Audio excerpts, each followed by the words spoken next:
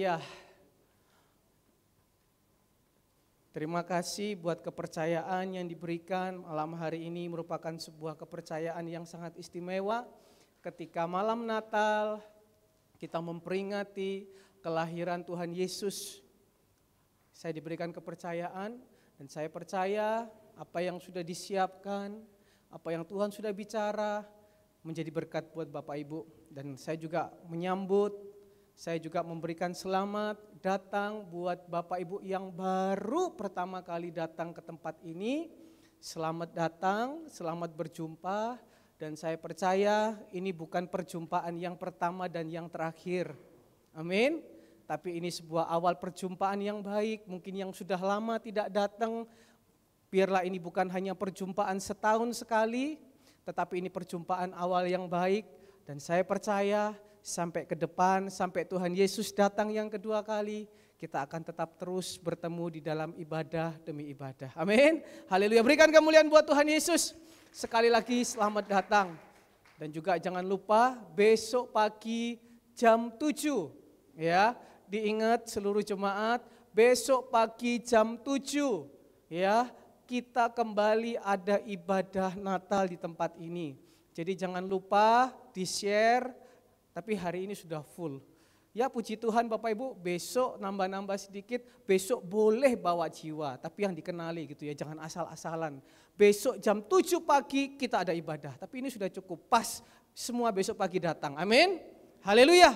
Bapak Ibu yang dikasih Tuhan, sore hari ini kita memperingati malam Natal. Ya. Besok hari Natal. Tiap tahun kita memperingati malam Natal. Dan tiap tahun selalu kita mengingat, oh aduh Tuhan Yesus lahir di Bethlehem. Datang ke dunia sebagai bayi yang imut, yang mungil, yang lucu. Lahir di atas palungan, lahir di kandang domba untuk menyelamatkan umat manusia. Setiap tahun kita sudah memperingatinya. Kalau saya usianya baru 32, masih muda ya Bapak Ibu ya. Baru 32 tahun, artinya 32 tahun saya memperingati terus malam kelahiran, malam Natal. Tapi hari ini Tuhan mau bicara sama kita yang berbeda. Di dalam buka sama-sama di dalam 1 Petrus 5 ayat yang keempat. Buka 1 Petrus 5 ayat yang keempat, tolong ditampilkan di depan Bapak Ibu, buka semua kebenaran firman Tuhannya. Ya, 1 Petrus 5 ayat yang keempat. 1 Petrus 5 ayat yang keempat, malam hari ini Tuhan punya pesan buat kita semua. Tuhan punya pesan buat kita semua ada di tempat ini. Dikatakan di situ, sama-sama baca yang sudah dapat katakan amin. 1 Petrus 5 ayat yang keempat, 1, 2, 3. Maka kamu apabila Gembala Agung datang, kamu akan menerima mahkota kemuliaan yang tidak dapat layu. 1, 2, 3, ulang. Maka kamu apabila Gembala Agung datang, kamu akan menerima mahkota kemuliaan yang tidak dapat layu. Bapak Ibu yang dikasihi Tuhan, malam hari ini kita sudah sering memperingati Yesus datang lahir sebagai anak kecil, sebagai bayi kecil yang mungil. Tapi sore hari ini firman Tuhan menegaskan, Tuhan sudah persiapkan firman Tuhan ini jauh-jauh hari. Tuhan sudah siapkan firman Tuhan ini untuk jemaat Surya Kebenaran. Bahwa kali ini dia bukan datang sebagai seorang anak bayi, tetapi kali ini Gembala Agung itu akan segera datang. Dan ketika dia datang, dia akan membawa kepada kita mahkota, sama-sama katakan mahkota, kemuliaan yang tidak apa? Tidak dapat layu. Sore hari ini imani Bapak Ibu dengan rema, imani rema firman Tuhan. Tuhan bukan datang sebagai bayi lagi, tapi dia akan datang sebagai seorang raja. Dia akan datang sebagai seorang raja. Kalau dia datang sebagai seorang raja, berarti kita ini siapa? Anak? Katakan kanan kirinya, aku anak. Haleluya. Kita siap terima mahkota kemuliaan yang tidak dapat layu Bapak Ibu. Yang dikasih dunia ini bisa binasa. Yang dikasih dunia ini bisa hancur. 1 kali COVID semua hancur. 1 kali COVID semua pekerjaan bisa berantakan. Satu kali COVID, semua bisa kena PHK. Tapi satu kali mahkota kemuliaan turun. Kekekalan ada dalam kehidupan kita. Rubah pola pikiran kita pada sore hari ini. Yesaya 60 ayat yang pertama, dikatakan di situ. Dikatakan Yesaya 60 ayat yang pertama, bangkitlah, menjadi teranglah, sebab terangmu apa? Datang. Dan kemuliaan Tuhan terbit atasmu. Tuhan datang sore hari ini, dia bawa terang. Jadi sore hari ini, hatinya yang penuh dengan kegelapan, hatinya yang penuh dengan ketakutan, ketakutan itu kegelapan. Hatinya yang penuh dengan kebencian, kebencian itu kegelapan. Hatinya yang penuh dengan kepahitan, kepahitan itu kegelapan. Hatinya yang penuh dengan amarah, dendam. Natal tahun ini, Tuhan datang bawa terang. Jangan ada lagi setelah pulang dari tempat ini malam hari ini, masih ada kepahitan, masih ada kebencian, masih ada gap-gapan, masih ada kemarahan, masih ada ketidakterimaan. Karena apa? Sore hari ini percaya Tuhan datang bawa terang. Dia siap menerangi hati kita. Dan dia siap membawa kemuliaan. Nanti saya kasih tahu. Firman Tuhan akan jelaskan apa itu kemuliaan. Sekarang imani dulu. Tuhan datang bawa terang. Hidupmu yang gelap, hidupmu yang awut-awutan, hidupmu yang sudah terkena gelapnya COVID tahun ini, gelapnya persoalan tahun ini, gelapnya permasalahan tahun ini. Saat ini Tuhan datang, dia bawa terang. Imani Bapak Ibu, amin.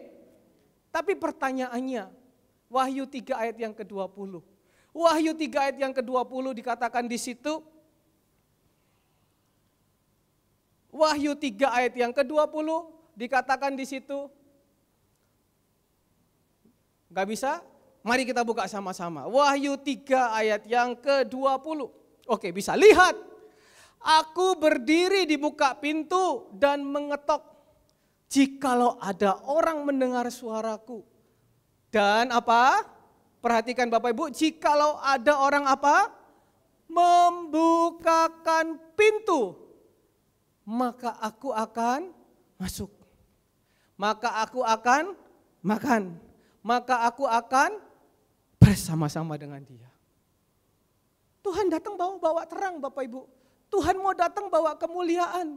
Tuhan mau datang bawa keajaiban. Tuhan mau datang bawa berkat. Nah, senang tahu kalau bawa berkat toh? Tuhan mau datang bawa kado. Harusnya kalau Tuhan Yesus ulang tahun yang bawa kado siapa Bapak Ibu? Tapi seringkali yang minta kado siapa? Baju baru. Sepatu baru. Semua baru. Istri? Loh. Bertobat Bapak Ibu. Semuanya minta yang baru. Tetapi sore hari ini, ayo rubah pola pikir kita.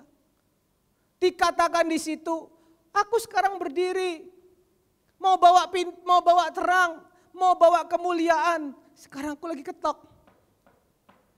Jemaat Surya Kebenaran, Tuhan lagi ketok. Dengar enggak Bapak Ibu?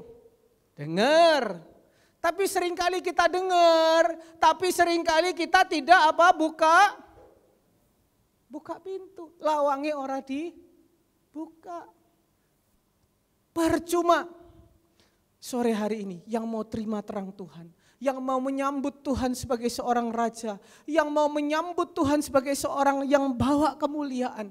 Sore hari ini, dengar, buka pintu hatimu, izinkan Tuhan masuk, dia tinggal dalam kehidupanmu, maka dia akan apa? Masuk, makan, tinggal bersama-sama dengan. Kalau Tuhan makan sama kita, kira-kira yang sojia siapa? Yang bayari siapa? Kita yang bayari apa Tuhan yang bayari? Nah, kalau Tuhan bersama-sama dengan kita, kebutuhan kita siapa yang kasih? Tuhan yang buka jalan. Ada amin? Imani Bapak Ibu. Jangan bilang, oh enggak aku yang kerja. Sore hari ini Bapak Ibu, kalau kita bisa napas, kita bisa sehat, itu semua karena siapa? Berapa hari yang lalu, kemarin, saya ini spesialis barang antik Bapak Ibu. Kalau orang-orang sudah nyari barang, enggak ketemu atau harganya enggak cocok, itu biasanya ujung-ujungnya larinya ke saya. Karena kadang saya bisa menemukan barang antik atau bisa menemukan barang harga lebih murah. Kemarin ada seorang ibu-ibu jemaat sini. Dia ngomong sama saya, Andre, bisa tolong carikan obat untuk pencegahan corona. Biasanya harganya murah Bapak Ibu. Tetapi kemarin Bapak Ibu, tiba-tiba harganya melonjak banyak. Kemudian ibu ini ngomong sama saya butuh 5 karton. 1 karton 400 dos, 5 karton berarti 2000 dos.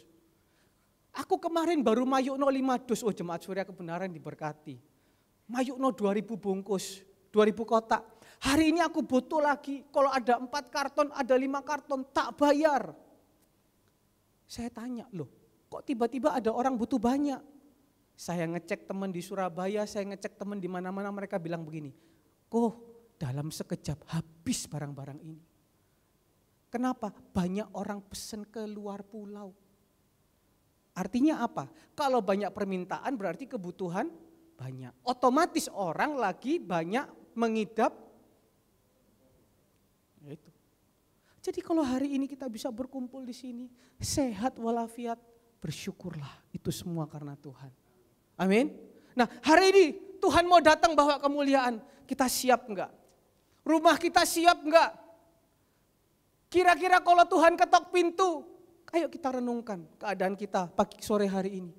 Kira-kira ketika Tuhan ketok dan Tuhan masuk di dalam rumah hati kita, kira-kira rumah hati kita sekarang sedang berantakan? Kira-kira rumah hati kita sekarang sedang aut-autan? Atau rumah hati kita atau bait Allah yang ada di dalam hidup kita ini, Tuhan bilang, aku mau tinggal di situ. Atau ketika Tuhan masuk, Tuhan lihat penuh dengan kekotoran, penuh dengan kemunafikan, penuh dengan hal-hal yang gak beres. Tuhan bilang, aku gak siap tinggal, aku keluar lagi. Mari kita buka sama-sama, kasih waktu saya beberapa saat, karena saya tahu banyak gangguan, mohon maaf agak panas sedikit sore hari ini, karena tadi sebelum ibadah semua kita sudah cek, berjalan dengan baik, tapi tiba-tiba AC-nya yang satu ini kembali rewel. Jadi bersyukurlah kita agak kipas-kipas sedikit karena corona itu takut apa-apa? Panas. Ya. Jadi bersyukur ya, kipas-kipas sedikit kita fokus dengan firman Tuhan. Ayo kita buka sama-sama di dalam Hagai pasal yang kedua ayat yang keempat. Hagai pasal yang kedua ayat yang keempat. Kita mau merenungkan sore hari ini bagaimana bait Allah yang ada di dalam kehidupan kita. Apakah siap untuk Tuhan tinggal? Apakah siap untuk Tuhan membawa berkat, kemuliaan, bawa terangnya atau kita belum siap? Hagai 2 pasal yang keempat, saya bacakan. Masih adakah di antara kamu yang telah melihat rumah ini dalam kemegahannya yang semula? Dan bagaimanakah kamu lihat keadaannya sekarang? Bukankah keadaannya di matamu seperti tidak ada artinya?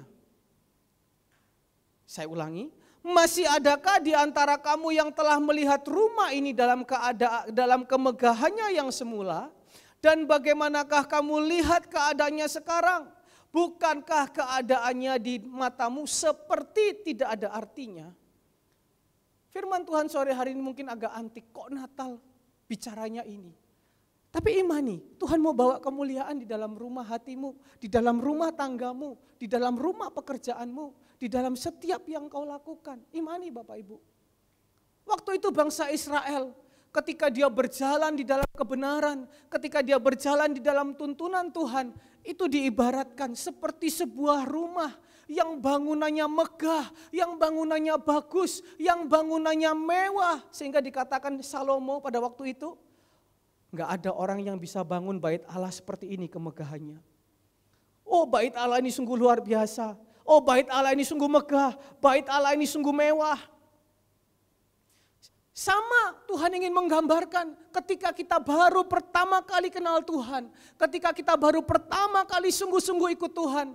Betapa berapi-apinya kita betapa kita sungguh cinta Tuhan, betapa kita sungguh rajin beribadah, betapa Alkitab ini tiap hari kita baca, betapa tiap hari kita berdoa, ada apa-apa sedikit Tuhan, kesandung Tuhan, keseleo Tuhan, semua Tuhan.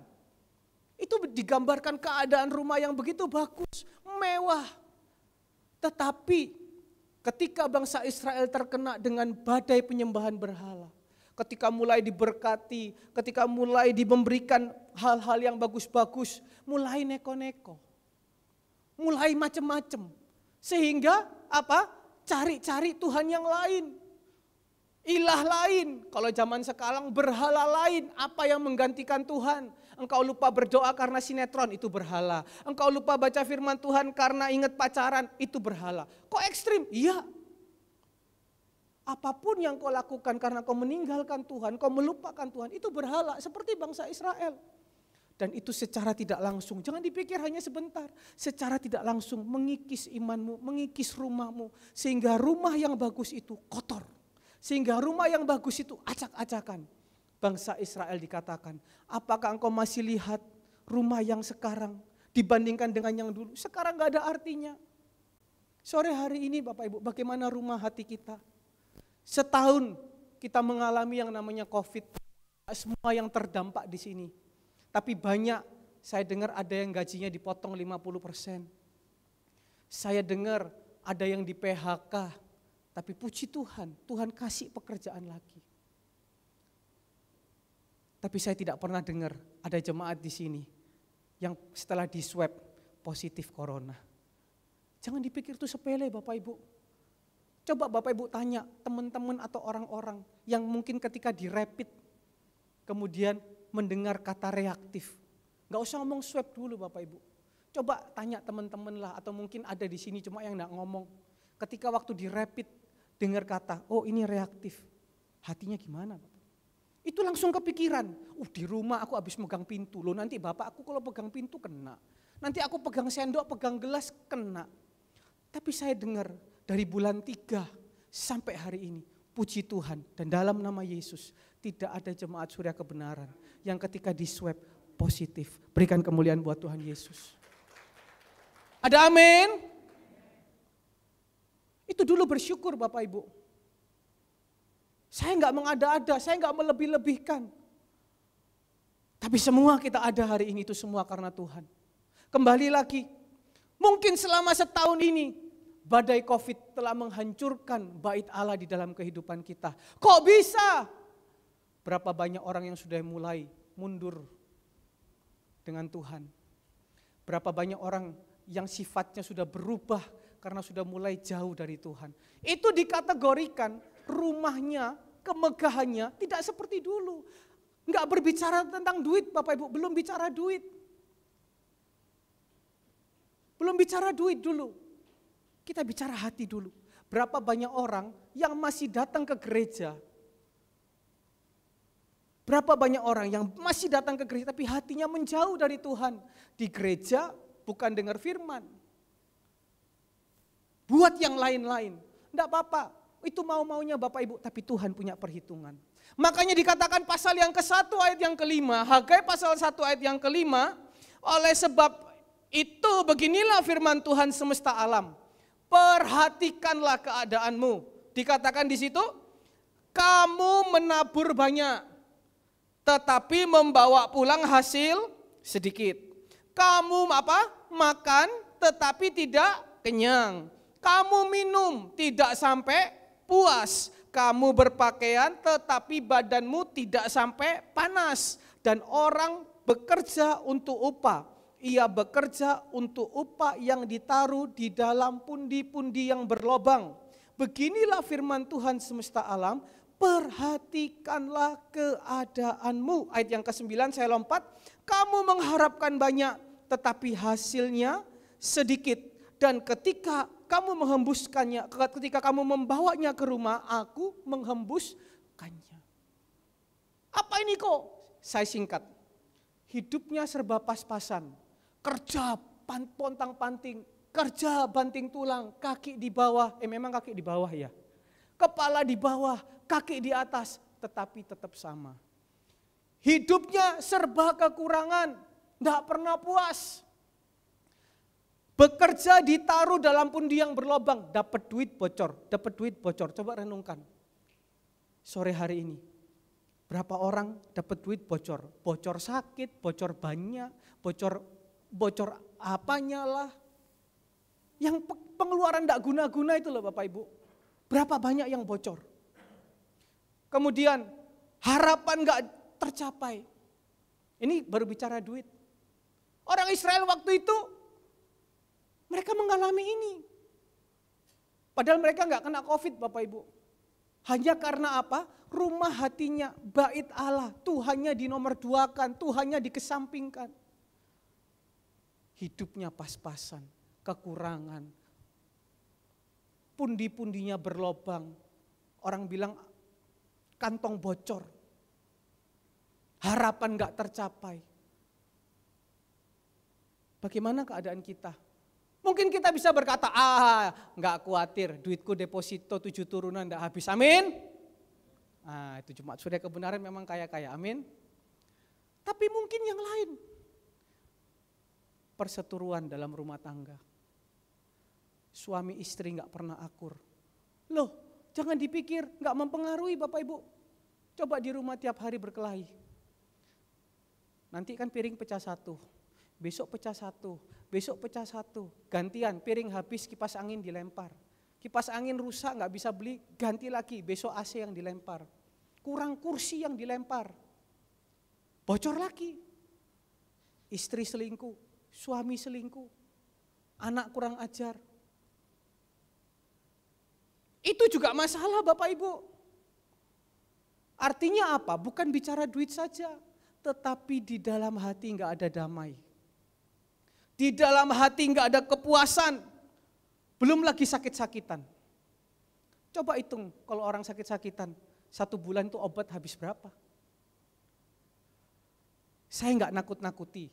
Ini keadaannya orang Israel waktu itu. Kenapa? Dikatakan ayat yang 2, pasal yang pertama. Beginilah firman Tuhan semesta alam. Bangsa ini berkata, sekarang belum tiba waktunya untuk apa?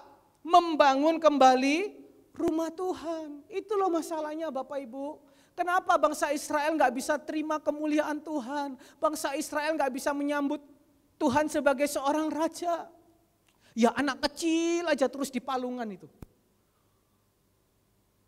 Ayo sore hari ini sambut dia sebagai raja. Kenapa bangsa Israel gak bisa? Karena mereka bilang sekarang belum waktunya untuk membangun kembali rumah Tuhan. Kasarannya, kalau anak muda zaman sekarang bilang, saiki gurung wayahe tobat. Masih muda, puas-puasno. Nanti tunggu tua baru bertobat. Nanti tunggu sakit-sakitan, pincang-pincang, atau kecantikannya udah hilang, atau yang kegantengannya udah hilang, baru dekat sama Tuhan, baru rajin ke gereja, baru rajin baca firman. Itu yang dialami bangsa Israel. Mereka bilang, sekarang bukan waktunya bangun rumah Tuhan. Sekarang waktunya untuk apa? Membangun rumah kepuasan hati. Mungkin banyak kita berkata, sekarang di gereja enggak usah militan-militan, di gereja enggak usah terlalu rajin-rajin, podo ae, online bisa. Online bisa. Saya tidak menghakimi gereja lain yang online. Tapi kalau puji Tuhan, sore hari ini kita masih bisa beribadah di tempat ini. Kalau kita mendapatkan kesempatan, ayo lakukan sebaik-baiknya. Jangan kita membangun rumah kepuasan hati kita. Apa yang sekarang kita kejar? Saya enggak tahu Bapak Ibu yang dikasih Tuhan. Mungkin sekarang yang kita kejar apa? Omset. Yang kita kejar apa? Kepuasan hati. Yang kita kejar apa? Kesenangan hati. Mungkin dalam COVID ini kita berkata gini, wis nomor 2, Tuhan di nomor 2 dulu. Yang paling penting apa? Kerja, cari uang, kerja, cari uang, kerja, cari uang. Biar hati puas.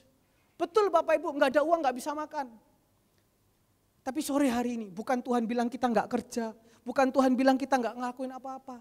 Tapi Tuhan bilang sore hari ini, sekarang waktunya bangun bait Allah di dalam hidupmu.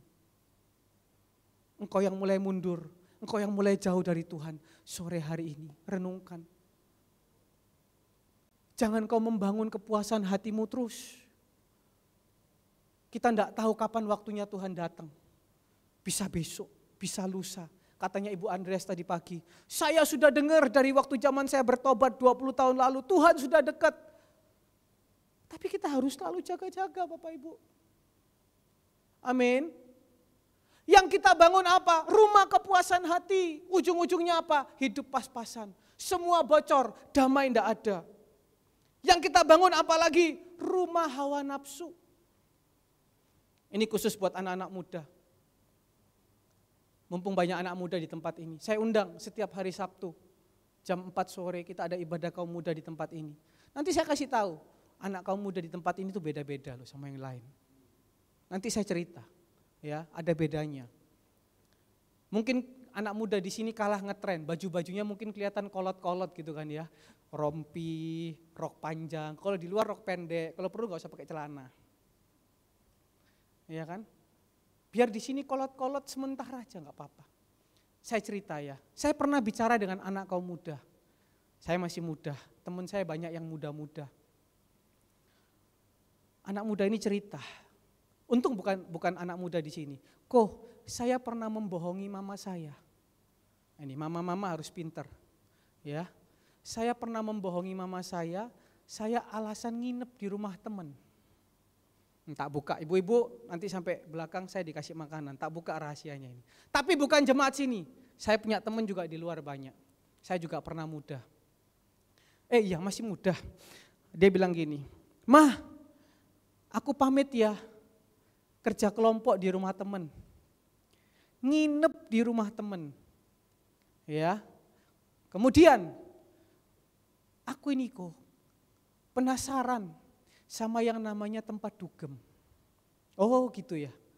Saya kan gak boleh langsung, kamu berdosa. Tunggu dulu, dipancing dulu semuanya. Oke, terus akhirnya sudah pertama berbohong sama mamanya. Bilangnya nginep, kerja kelompok, tapi ternyata kepingin tahu ke tempat dugem. Salah nanti didengarkan dulu. Kemudian lanjut, sampai di tempat dugem, di depan itu ada minuman beralkohol. Loh, setan kalau bawa pintar tuh Bapak Ibu. Pertama ingin tahu dulu. Sampai ke tempat dugem, di depan ada minuman beralkohol. Jejer. Kalau sudah jejer, masa kita minum air putih Bapak Ibu? Pasti teman-teman yang lain bilang apa? Ih, sok suci. Ih, sok kudus. Maka cobalah 1 tetes. Apa itu 1 tetes? Kurang 1 gelas. Kurang 1 botol. Nanti kalau sudah mabuk, anaknya Bapak Ibu diapa-apain. Nanti yang rugi siapa? Betul? Terus kamu sampai mana? Ya sudah aku cuma sampai ngicip tok. Oh ya bagus, untung masih sadar teman saya ini. Untung masih sadar. Tapi ingat, ada orang yang namanya Daud dan Lot. Semuanya itu karena dikasih fasilitas. Ini loh Bapak Ibu, bedanya Tuhan duluan sama fasilitas duluan. Daud sama Lot. Daud ini karena dia dikasih fasilitas, Tuhannya dia lupakan. Lot ini dikasih fasilitas, Tuhannya dilupakan. Lot nyerempet-nyerempet ke Sodom dan Gomora. Dia belum masuk, baru nyerempet-nyerempet. Dia lihat di Sodom dan Gomora, ada namanya dosa akhir zaman, dosa perzinahan, dosa mabuk-mabukan, dosa yang lain-lain. Keseret enggak? Yang rugi siapa? Lot. Ada namanya Daud, dia naik ke atas suatu rumah, dia lihat yang namanya Betseba. Mungkin enggak ada kamera yang bisa nge-zoom. Muncul rasa ingin tahu, mungkin matanya belum bisa tele kameranya. Kepingin tahu mukanya Betseba itu seperti apa. Padahal kita tiap minggu lihat Betseba di atas sini Bapak Ibu. Tapi waktu itu Daud kepingin tahu. Karena dia punya kuasa, dia punya power, dia punya duit. Betseba misalnya minta minuman beralkohol, belikan, ada duit. Minta mobil, belikan mobil. Minta apa, belikan. Dipanggillah Betseba. Dari rasa keingintahuan, akhirnya Daud jatuh dalam dosa. Yang rugi siapa Bapak Ibu? Daud. Karena itu anak-anak muda yang ada di tempat ini, kalian yang sudah bekerja, atau kalian yang sangunya dari orang tua cukup besar, taruh Tuhan dalam hatimu. Jangan kepingin puaskan rasa keingintahuan kalian. Kalian kepingin dipuaskan dengan rasa keingintahuan kalian. Bait Allah itu akan hancur dan diganti menjadi bait setan. Agak ekstrim saya sore hari ini. Saya tahu selak beluknya orang hidup seperti itu. Hancur Bapak Ibu. Jadi kalau yang sore hari ini, kalau mungkin pekerjaanmu, gajimu besar, berdoa, Tuhan ini dari Engkau, biar aku pakai yang benar. Kalau engkau mungkin orang tuamu kasih sangu yang agak besar, kasih sangu yang agak banyak, berdoa, Tuhan tolong jangan sampai uang ini terbuang percuma, jangan sampai uang ini jatuh ke dalam hal-hal yang membuat aku jatuh dalam dosa. Tapi berdoalah, Tuhan ada dalam hatiku, bangun bait Allah. Amin. Ayo orang tua, perhatikan anak-anakmu. Anak-anak muda di tempat ini, ayo gabung terus, kita sama-sama bertumbuh. Lanjut, jadi kemudian dikatakan berapa banyak rumah yang waktu itu hancur. Karena apa? Penuh dengan kepahitan, kebencian. Sore hari ini, yang rumah hatinya penuh dengan kepahitan, kepahitan dengan orang tua, kepahitan dengan suami, istri, anak-anak, kebencian dengan siapapun. Saya tidak tahu. Sore hari ini Tuhan datang, Dia ingin tinggal dalam hidupmu. Buang semua kepahitan, kebencian itu. Tapi biarlah kita mau hidup di dalam damai Tuhan. Sekarang saatnya Bapak Ibu, dikatakan ayat yang ke-14. Maka Tuhan menggerakkan semangat Zerubabel bin Shealtiel, Bupati Yehuda, dan semangat Yosua, dan semangat selebihnya dari bangsa-bangsa itu. Sore hari ini kita berangkat dari kata semangat. Kita percaya Natal tahun ini Tuhan datang bawa kemuliaan. Tuhan datang siap membawa terang buat kita. Kita yang menyambutnya harus menyambut dengan apa? Semangat. Amsal 17 ayat yang ke-22. Amsal 17 ayat yang ke-22 dikatakan di situ, hati yang gembira adalah obat, tetapi semangat yang patah.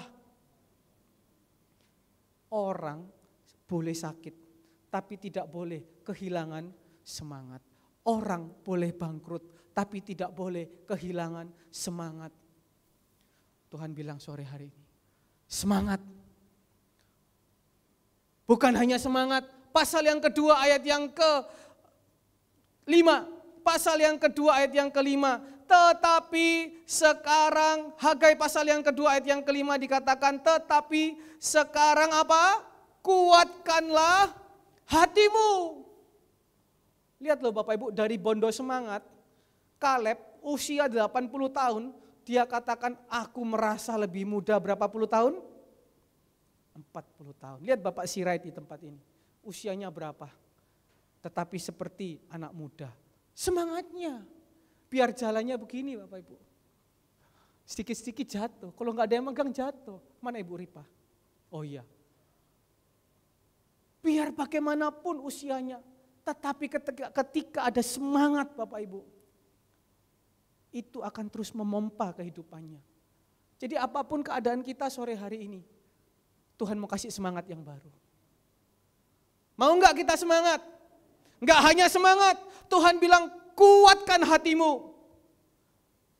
Harus kuat ini Bapak Ibu menghadapinya. Tahun depan belum tentu lebih baik dari tahun ini. Bisa lebih jahat lagi, bisa lebih buruk lagi. Tapi start hari ini, Tuhan bilang tetap semangat, tetap kuatkan hatimu. Untuk apa? Dikatakan untuk kembali membangun bait Allah dalam hatimu. Itu dulu. Yang pertama, Tuhan bilang semangat, kuatkan hatimu untuk apa? Bangun bait Allah, bukan cari duit Bapak Ibu. Tapi bangun bait Allah, bangun fondasinya. Matius 7 ayat yang ke-24. Matius 7 ayat yang ke-24 dikatakan situ, setiap orang yang mendengar perkataanku ini dan melakukannya, ia sama dengan orang yang bijaksana, yang mendirikan rumahnya di atas batu. 25, kemudian turunlah hujan, datang banjir melanda rumah, tetapi rumah itu tidak roboh, sebab didirikan di atas batu. Ayat 26, tetapi setiap orang mendengar perkataanku ini tidak melakukannya, ia sama seperti orang di sini orang bodoh apa bijaksana? Dia bangun rumah di atas pasir. Yang terjadi apa? Ketika ayat yang 27, ketika hujan turun, banjir turun, rumah itu hebat kerusakannya.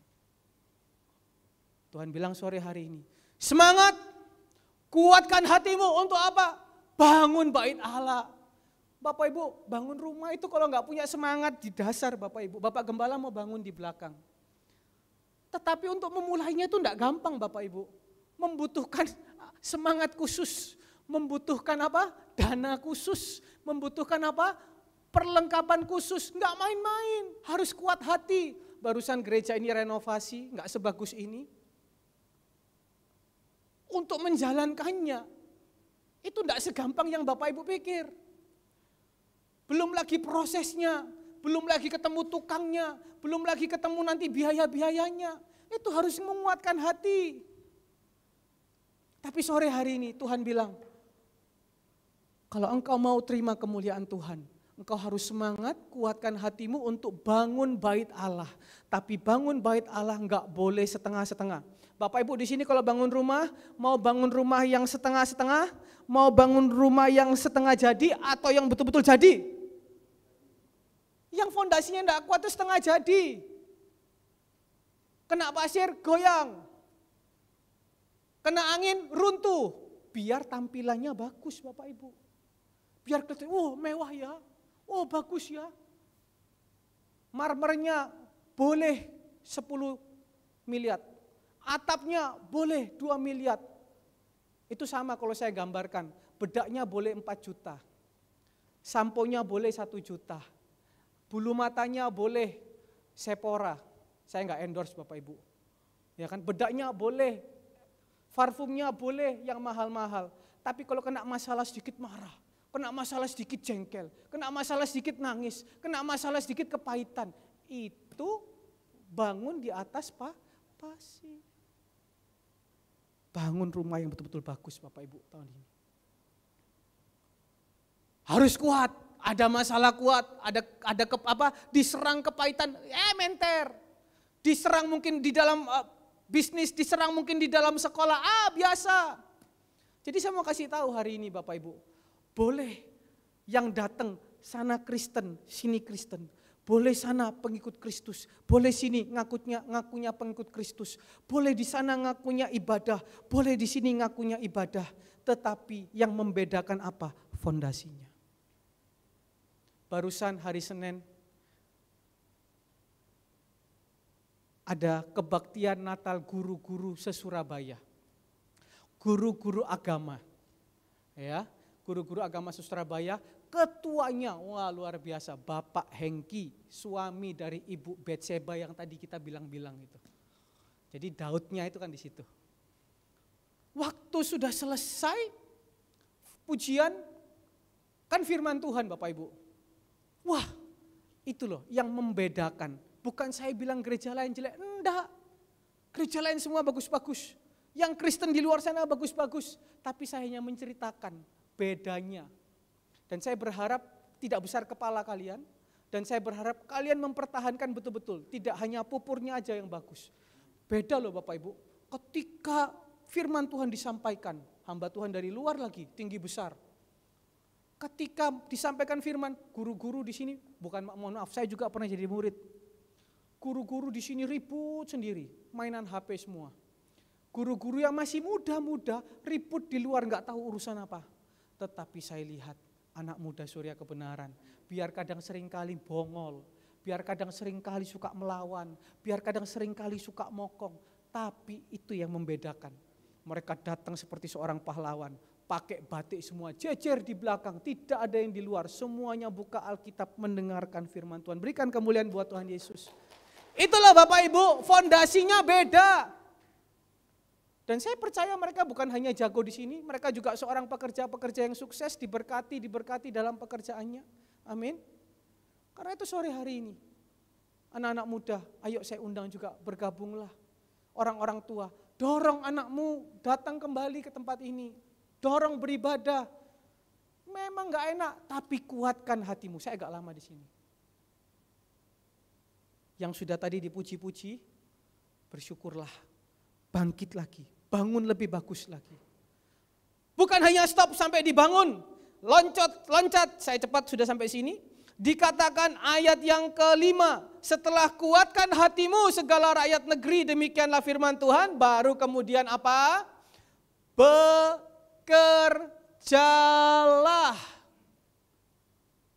Jadi bukan dibalik Bapak Ibu. Kalau prinsipnya orang Israel itu dulu kerja dulu. Kerja cari duit sebanyak-banyaknya, kerja dulu cari uang sebanyak-banyaknya. Makanya enggak pernah puas hatinya. Tetapi Tuhan kasih tahu sore hari ini. Banyak orang kan sekolah dulu, enggak salah sekolah. Orang kalau enggak sekolah tinggi-tinggi. Saya juga sampai S2 kok Bapak Ibu. Di sini ada yang sampai S3, gelarnya 5, Bapak Kris di belakang. Penting Bapak Ibu sekolah itu, kalau enggak sekolah gimana? Beda kan orang sekolah enggak sekolah? Penting bekerja, tetapi hari ini kalau mau Tuhan datang di dalam rumah baitmu, bukan berarti saya bilang kalian setengah-setengah kalau sekolah, orang tua kalau sudah kasih kesempatan sekolah, sekolahlah. Ada barusan ibu kasih tahu, kok anakku barusan terima rapotnya puji Tuhan bagus. Bekerjalah.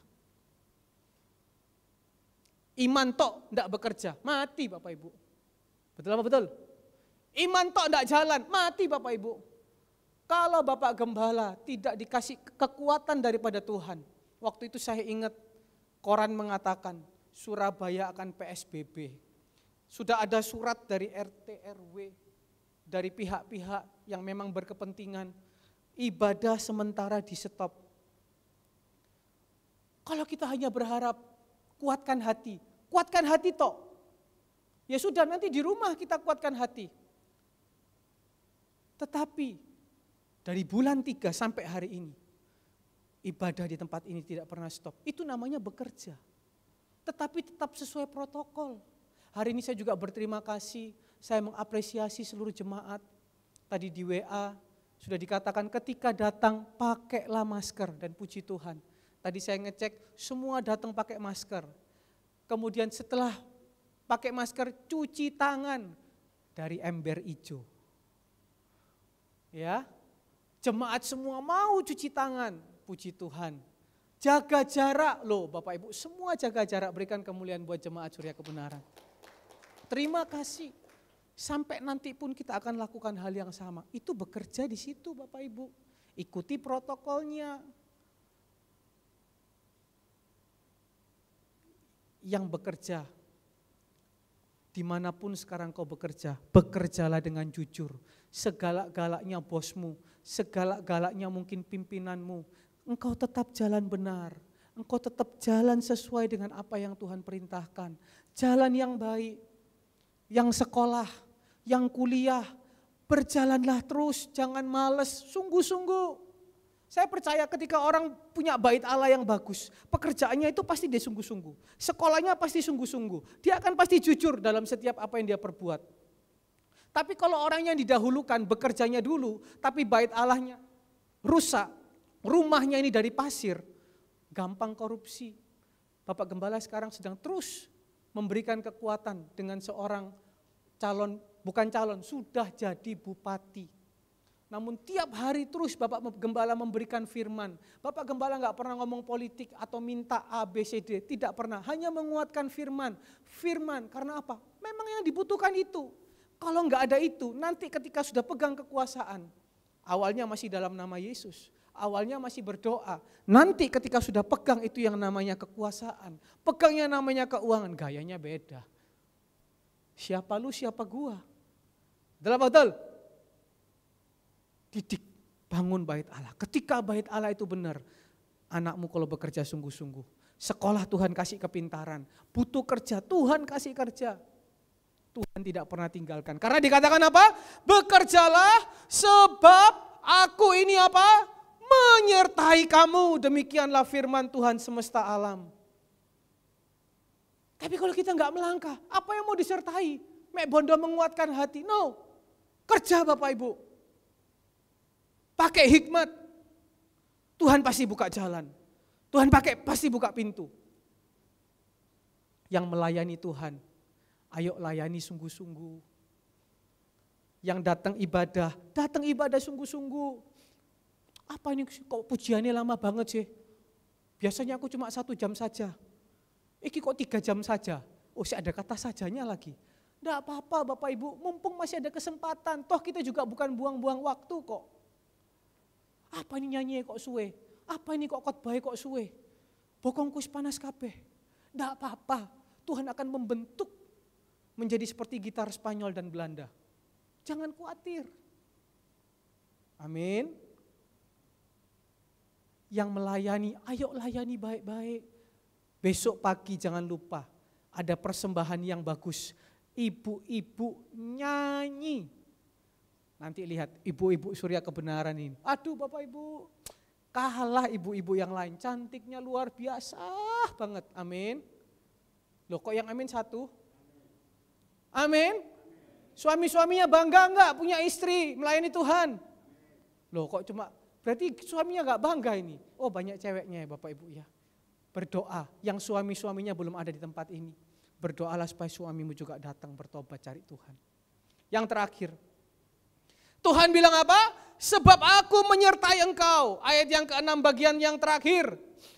Sesuai dengan janji yang telah kuikat dengan kamu pada waktu kamu keluar dari Mesir. Dan rohku tetap tinggal di tengah-tengahmu. Sama-sama 1, 2, 3 katakan. Janganlah takut. Aku akan apa? Menggoncangkan segala bangsa. Ayat yang ke-7. Sebab beginilah firman Tuhan semesta alam. Sedikit waktu lagi maka aku akan menggoncangkan langit dan bumi, laut dan darat. Ini yang saya bilang kemuliaan. Ayat yang ke-8. Aku akan apa? Ayat yang ke-8. Aku akan haleluya, menggoncangkan segala bangsa sehingga barang yang indah-indah, kepunyaan segala bangsa datang mengalir. Maka aku akan memenuhi rumah ini dengan kemegahan firman Tuhan semesta alam. Ayat yang ke-10 sama-sama. Adapun rumah ini kemegahannya yang kemudian akan apa? Melebihi kemegahannya yang semula. Bagi Tuhan tidak ada yang mustahil. Kau bekerja saja. Kau bangun bait Allah saja di dalam hatimu. Jangan takut. Tuhan bilang, aku sudah mengikat janji. Sedikit lagi segala kepunyaan yang indah-indah. Barang yang bagus-bagus. Jangan berharap, oh Tuhan mau kasih aku cincin berlian, safir, apalagi. Sudah pokoknya berserah aja. Kalau Tuhan bilang jangan takut, jangan takut. Kalau Tuhan bilang aku akan membuat rumah ini lebih bagus dari yang semula, percaya saja. Tuhan tuh gak mungkin bohong. Tuhan itu melakukan apa saja gak mungkin, gak mustahil. Bagi Dia tidak ada yang mustahil. Semuanya bisa. Sebobrok apapun rumah kita hari ini, sebangkrut apapun kita hari ini, kalau kita lakukan prinsip ini, ojo dipotong-potong Bapak Ibu. Aku udah kerja kok, beda. Bangun dulu bait Allah. Bekerjalah. Jangan takut. Layanilah Tuhan. Jalanilah yang benar. Tuhan bilang, segala itu akan menjadi kemegahan yang semula. Lebih lagi dari kemegahan yang semula. Lebih bagus. Terakhir. Pasal yang kedua ayat yang ke-16. Maka sekarang perhatikanlah mulai dari hari ini. Selanjutnya sebelum ditaruh orang batu demi batu untuk pembangunan bait Tuhan. Bagaimana keadaanmu? Ingat ya ayat yang ke-19. Perhatikanlah mulai dari hari ini dan selanjutnya, mulai dari hari yang ke-24 bulan ke-9, mulai dari hari diletakkannya dasar bait Tuhan, perhatikanlah lagi apakah benih masih tinggal tersimpan dalam lumbung. Bagian yang terakhir, mulai dari hari ini aku akan memberi. Percaya Bapak Ibu? 3 kali Tuhan bilang, bandingkan rumahmu yang dulu. Mungkin kau bilang, rumahku udah bagus, aku enggak kekurangan apapun. Saya enggak tahu. Tapi Tuhan bilang sore hari ini, kau lakukan apa yang menjadi firman Tuhan sore hari ini. Bandingkan, perhatikan 3 kali Tuhan bilang. Apakah Tuhan membuatnya lebih buruk? Atau Tuhan betul-betul menyatakan kemuliaannya di dalam kehidupanmu. Ayat yang terakhir, Maleakhi 3, Maleakhi 4 ayat yang ke-17. Sampai dengan yang ke-18 di hari Natal ini. Maukah kita membuka pintu rumah bait Allah? Maukah kita mau bekerja sesuai caranya? Maukah kita khawatir atau kita jangan takut? Karena Maleakhi pasal yang keempat ayat yang ke-17 dan yang ke-18. Bapak Ibu buka karena saya tahu di belakang Maleakinya hilang, ya. Maleaki pasal yang ketiga, Maleaki 4 ayat yang ke-17 dan yang ke-18. Baca sama-sama bagian yang terakhir. Maleaki 3 ayat yang ke-17 sampai yang ke-18. Berarti Bapak Ibu buka Alkitabnya. Maleaki 3 ayat yang ke-17 dan Maleaki 3 ayat 17 18. Mereka akan menjadi apa? Milik kesayanganku sendiri. Firman Tuhan semesta alam. Pada hari yang kusiapkan, aku akan apa? Mengasihani mereka sama seperti seorang menyayangi anaknya yang melayani dia. Ayat 18, maka kamu akan kembali melihat perbedaan antara orang benar dan orang fasik, antara orang yang beribadah kepada Allah dan orang yang tidak beribadah kepadanya. Biar firman Tuhan pada pagi hari ini, surya kebenaran itu membawa terang dalam kehidupan kita. Surya kebenaran itu membawa kekuatan dalam kehidupan kita. Akan terbit surya itu, ya, akan terbit surya kebenaran yang membawa terang, membawa kemuliaan di dalam kehidupan kita. Amin Bapak Ibu, siap semuanya? Siap semuanya? Tuhan Yesus memberkati. Saya kembalikan kepada Bapak Gembala.